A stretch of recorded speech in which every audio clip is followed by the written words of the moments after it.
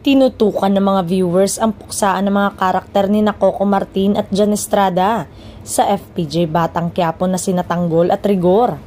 Naging exciting nga ang episode ng nasabing kapamilya action serye nitong Huwebes. Naging intense ang komprontasyon naman nilang dalawa kaya naman tutok na tutok ang mga viewers sa serye.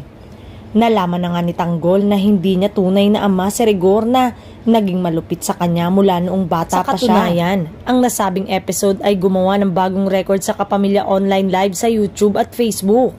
Nakapagtala ito ng 803,123 peak concurrent viewers na all-time high para sa isang teleserye.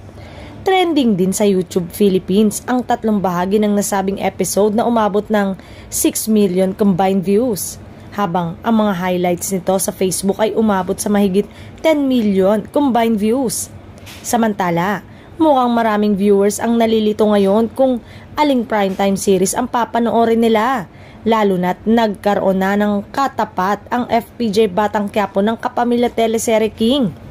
Masarap isiping parehong malakas ang hatak ng mga TV series nila at sanang araw, maibalik ang interes ng new generation sa panonood ng TV.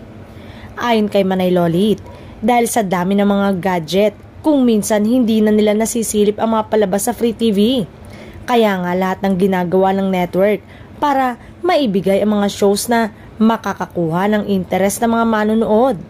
Medyo apektado din ng star system dahil parang nawala na ang ranking dahil na nga sa mga bagong muka.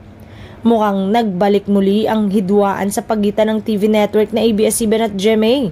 Mukhang kakabahan lalo ang TV5 at GMA7 kapag natuloy ang pagbabalik ere dahil sa bagong prangkisa ng ABS-CBN network.